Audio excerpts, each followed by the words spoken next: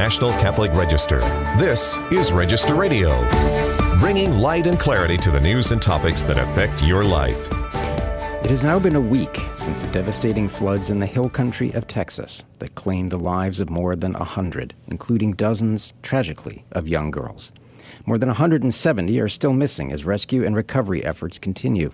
The question being asked, of course, is how did it happen? But also, what has the Church's response been to this tragedy? This week on Register Radio, we're joined by CNA senior editor Amira Abuzeid and Register contributor Jim Graves. And then, there's quite a bit of news coming out of France. We talked to Register Europe correspondent Solène Tadié. Hello, I'm Matthew Bunson, host of Register Radio and EWTN News' vice president and editorial director. I'm joined, as always, in studio here in Washington, D.C. by Shannon Mullen, editor-in-chief of the National Catholic Register. Shannon, how are you? Very well, thanks. First, a quick thank you for taking over last week while I was away. Yes, it felt a little odd without you here, but we managed. It was a great show, too. So I encourage everyone to take a listen to last week's episode. Well, the community in the hill country of Texas, especially surrounding Kerrville, Texas, continues to grieve after the catastrophic flooding of the Guadalupe River as rescue teams continue on with their task of recovering the remains of missing victims. Jim Graves and Amira Abuzeid have covered this story for the National Catholic Register and for the Catholic News Agency, and they join us now. Welcome to both of you. Thanks for having me. Well, Amira, let's start with you. I know that you have been really in the forefront of this story. Could you, given your location where you are, I know in Texas, provide some context, some geography for our listeners as to where all of these events happened, but just how far the scale of loss has been? Sure. So I grew up in Boerne, Texas, which is in the Texas Hill Country off of I-10. I forget how many, maybe 20 miles northwest of San Antonio. So I grew up with flash floods as part of our world. We knew whenever it rained a lot, there could be flash floods. And back then, there were no iPhones, so you just kind of had to keep an eye out, basically. But I was in Boerne visiting my parents last weekend when the flooding occurred, and I immediately called a few friends who I knew lived near rivers, and one of them, unfortunately, her house did flood, but she and her 3 children are safe, and they are rebuilding now. So let's see, Kerrville is another 40 miles northwest of Boerne, where I was, and I had several friends who had just picked up. I had one friend in particular who just picked up her daughter from Camp Mystic the week before, and so I called her and made sure she was okay, and she has been giving me updates since that time. Amira, you're based in Houston, correct? That's right. And you had covered the memorial service that was held there some days afterwards. We'll talk about that in a moment, but it seemed as if a lot of the families who send their children to this Camp Mystic, are from the Houston area. Is that right? Yes, that's right. And could you tell us a little bit about this camp? I mean, it's 99 years old, so century-year-old camp. It sounds idyllic in many ways. And it seems to have a big cultural influence on that part of Texas. Horseback riding, I mean, you name it, all the fun stuff that you associate with camp. It's a Christian camp, but there is a Catholic presence there. I noticed that they have weekly Catholic masses, so it is an ecumenical camp. But tell me a little bit about its importance to the area. Sure. So, the camp is almost 100 years old, and as I understand it, the same family has owned it since the 1930s, and because of that, the camp has a very strong family. They're just very strong traditions, and the campers feel that it feels like a family. Everybody that I've talked to who has ever attended that camp, they send their daughters, they send their granddaughters, their cousins. Like, there's just a lot of family connection. And yes, it's ecumenical. It's Christian. I believe that the founders are Methodist, but I know lots of Catholic families who send their daughters there and have loved it. Yeah, Jim, in terms of just the sheer loss of life, what are some of the challenges that you've been reporting on and seeing in terms of recovery and just the rugged terrain and the nature of a flash flood like this? Well, one of the first things I noticed when I was talking to people was how shook up the people I talked to were. I've actually reported on a number of different disasters, like the California fires recently and flooding in North Carolina, and I hadn't spoken to people that were as shook up as the people that I spoke to.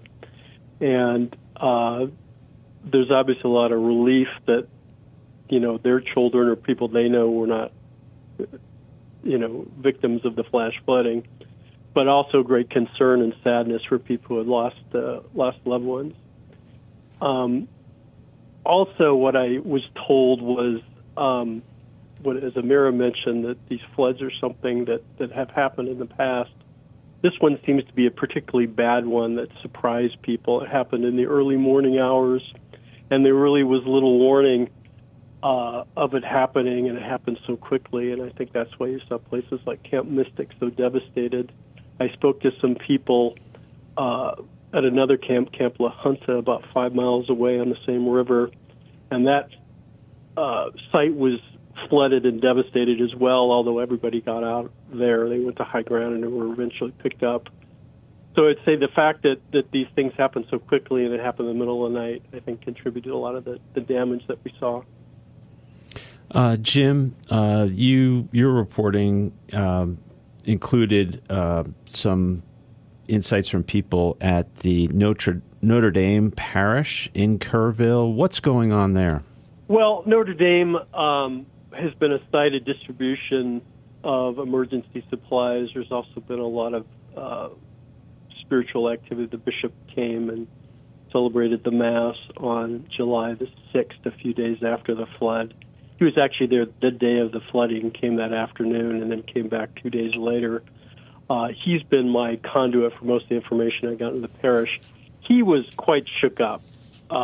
He said he was there largely just to be with people, to listen to their stories, to pray with them. He said they were often at a loss for words. He said he was at a loss for words. You can tell he's obviously a very compassionate man, was very concerned, and that the diocese there to provide what support, can be had. Yeah, Amira, let's talk about the bishops, in particular Archbishop Gustavo Sierra of San Antonio, and the work that the church has been doing on a diocesan, archdiocesan, but also on a parish level, because I think this has been a pretty important moment for the church in that region to help in a moment like this. Yes, so on Sunday, the bishop said that they would be organizing aid. He spoke with the pastor of Notre Dame, spoke with the pastor of St. Peter's Church in Bernie, which is where I grew up, about 30 miles away, and he let me know, the pastor there let me know that they would be organizing aid there as well. I think all of the parishes around are coming together to help the community. Yeah, I can give an example of one woman I talked to. Was with the Catholic Daughters, was a parish, St. Mary's at Fredericksburg, which is maybe a half-hour drive away. They started by praying for the victims. They had a divine chapel of mercy, and that kind of segued into getting together crates of supplies to distribute. And they actually they wanted to get together 4 crates of supplies. They got a whole truckload, and they came down with 14 volunteers, and they were distributing. The things that have been mentioned, food, clothing, toiletries, that sort of thing. And what was interesting is they walked over to the river afterwards, which was moving quite fast still when they were there. And they're looking across the river maybe 50 to 75 yards away, and they see something in the trees about 30 feet off the ground. And they look closer, and it was an RV up in a tree 30 feet off the ground. It kind of gives you an idea of the devastation. Yeah, there's really 2 dioceses, right, Amira? So where you are, Galveston, Houston, and then the Archdiocese of San Antonio.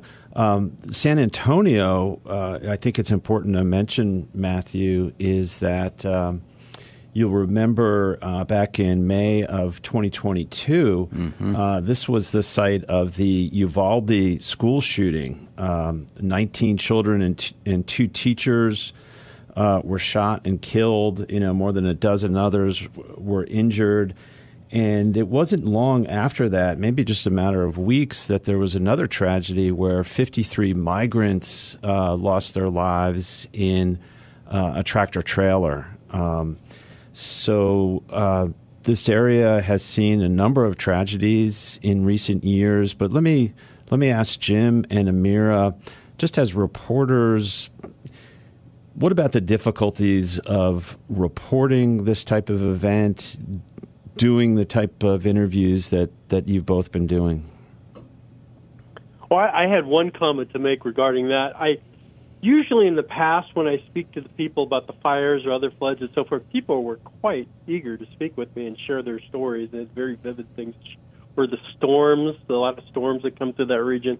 This time, I didn't get that at all. People were not particularly eager to share their experiences. It was just a different vibe. It was just very sad, which was different than what I've experienced in the past. Yes, I've had a similar experience, and I have interviewed several people who are connected with Camp Mystic, and I know at least for that community, there has been in the mainstream media a lot of criticism of the camp leadership. Why didn't they have, better evacuation plans in place? Why, did they continue to build on a property they knew was in a floodplain? There's been a lot of criticism, and the community, the Camp Mystic community, is feeling extremely defensive about that because they love the leadership. They feel like, several of them told me if they rebuild the camp, they will send their daughters back next year. But it was very hard to get them to speak to me initially. I had to, say, look, I grew up there. I know exactly what the flash floods are like. I don't blame the leadership. And once I earned their trust, they were more open to speaking with me. But there has been, I think a lot of them have closed down because of that backlash. It's also become political. There was a pediatrician in Houston who posted something about how, MAGA supporters deserve what they get, something like that. She has been fired. I mean, there's been a lot of backlash, politically motivated, mean things said regarding the victims, totally inappropriate. And I think that explains part of their reluctance to speak. Yeah, well, thank you both for your coverage on this. I know that this is an ongoing story that we're going to be keeping a very close eye on, especially given the impact it has had on the church there and the role that the church is playing in rescue relief and the care for the victims. Well, you're listening to Register Radio here on EWTN Radio. When we come back, we talk with Solène Tadié about controversies in the life of the church in France, as well as a very powerful pilgrimage. Stay tuned to Register Radio.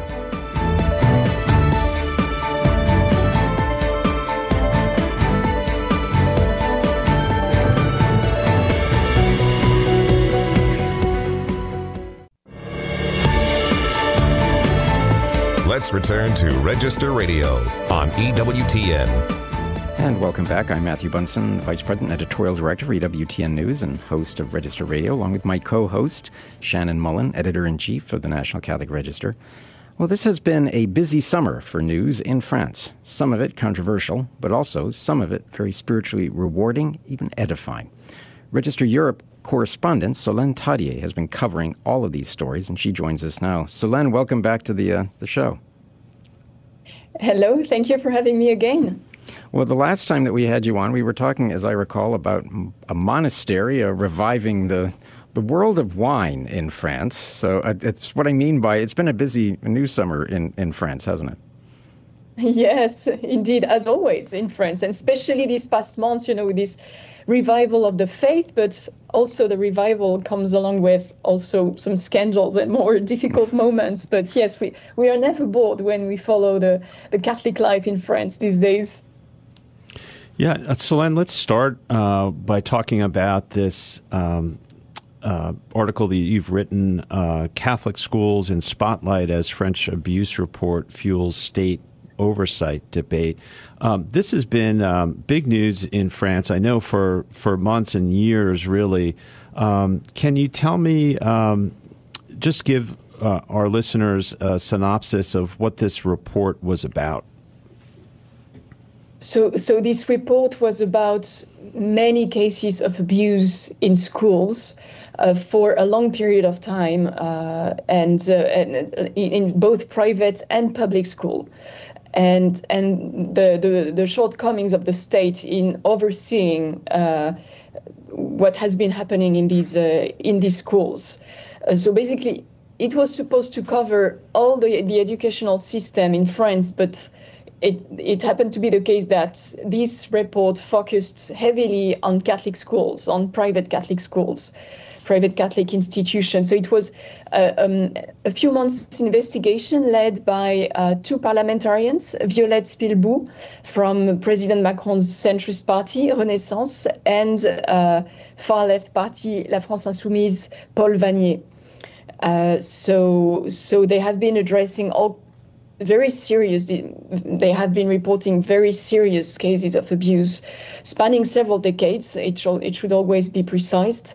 And it was triggered by a very famous case in France called the Bétaram school. It's a famous Catholic school in southwestern France, where some voices spread a few months ago about some serious abuse that had been taking place in this school for years and years without anyone being reported.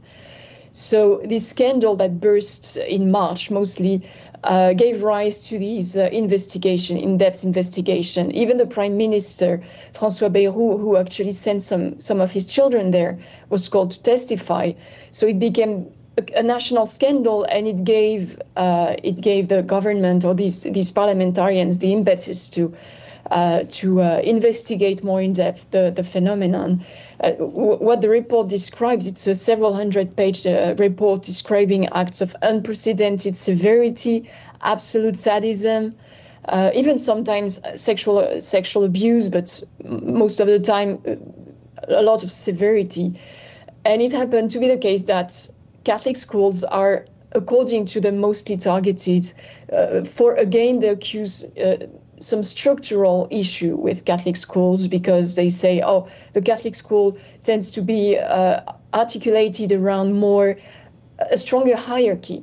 So they have these structures, and they have been targeting Catholic schools like very heavily, saying, the state should completely oversee this Catholic school much more closer than before. On that point, you make note in your piece that the report comes out in the midst of efforts by the French government to extend greater control over education. You note, for example, in 2021, President Macron was proposing a ban on homeschooling. So is there like a pretext at use here to expand government control over schools, including Catholic schools? It has raised this concern, of course, because we know for the past few years there has been this effort from the government, and they always say, we are targeting Islamic radicalization, but eventually most of the schools that are being targeted by these measures, by these bills, are the Catholic schools, because they enjoy a certain freedom.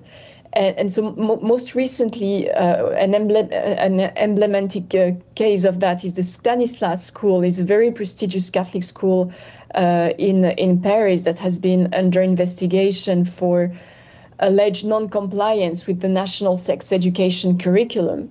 And they say, there are some drifts, some homophobic, sexist drifts, and they have been criticizing the new Christian culture courses. They say, it's not aligning with our laïcité, like this strict separation between the state and religion. And so religion shouldn't be taught at school.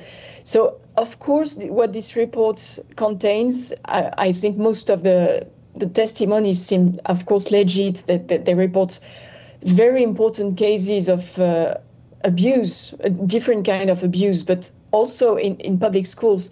So the criticism from people coming from Catholic education, but also some ministers, some journalists, even a journalist with Le Figaro, Caroline Bayer, she's been reporting a lot on these issues, saying there is a bias against Catholic education in France because everything is framed in order to really target Catholicism in general, and always drawing the conclusion that their autonomy, their independence should be suppressed. And actually, one of the people behind Vanier, one of the co-author of the report, is well known for being extremely anti-Catholic. And last year, he already published a report to criticize the way Catholic schools were funded. So it's a very difficult topic because, on the one hand, you want to protect children and to make sure that there is a greater control over these schools, to make sure that there is no structural issue.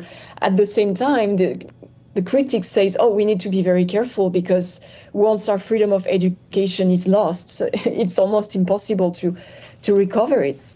That's what it is at stake right now. Yeah, there's a lot still to watch on that story. I know there's going to be a lot of fallout in different directions. Let's change to the good news, if we could. Solène, you've written a wonderful piece for the Register about a fascinating pilgrimage of fathers and husbands and aspiring fathers that takes place in Provence. Tell us a little bit about that. Yes, there are lots of, the new museum that I mentioned last time, the wine museum, is actually in Provence.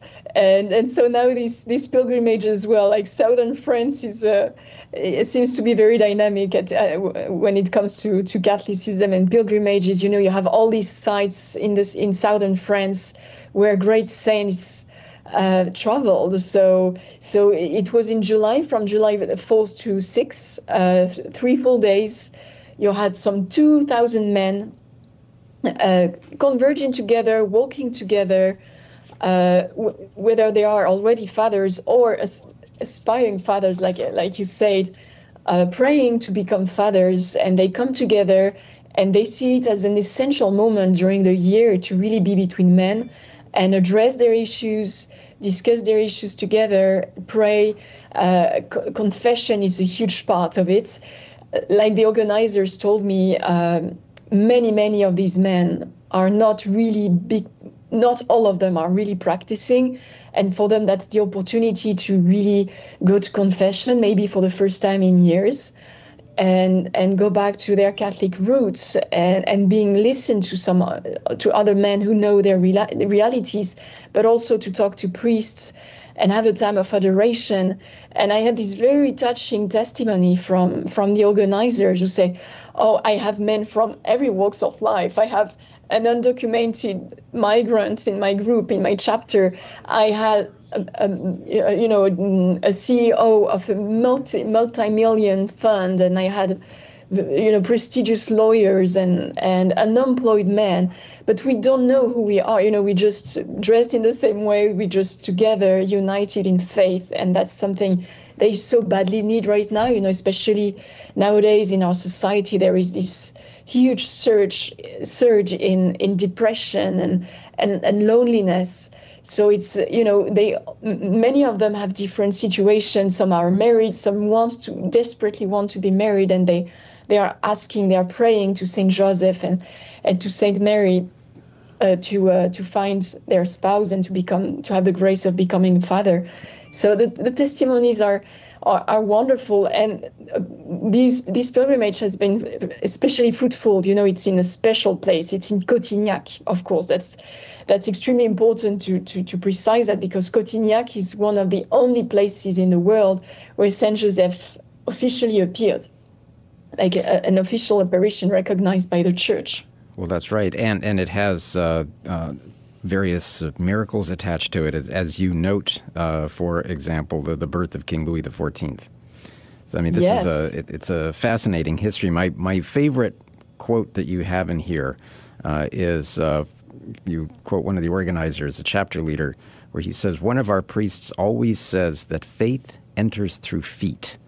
It's a reminder, as we have seen also with the pilgrimage at Chartres and elsewhere, that the pilgrimages really are making a huge comeback, aren't they? Exactly, because we are all, working from home, or everything is so digital, and we are so disconnected from each other. So for these men, it's a wonderful opportunity to really refocus on their faith. Like you have to wake up so early, and it's incredibly hot. It's in southern France, and so it's extremely hot outside. They are exhausted, and what they told me is that many men actually cry. They cry out of exhaustion, but also because they're relieved. It is very much a transformative moment for them, and I love your reporting on this, so thank you so much. Thank you very much. Well, that's it for this week here on Register Radio. Remember, for more news, analysis, and commentary, check out the National Catholic Register online at ncregister.com. Thanks so much, as always, for joining us here on Register Radio, here on EWTN Radio. On behalf of our producer, Michael McCall, Shannon Mullen, Editor-in-Chief of the National Catholic Register, I'm Matthew Bunson. Please, until next week, please take care and God bless.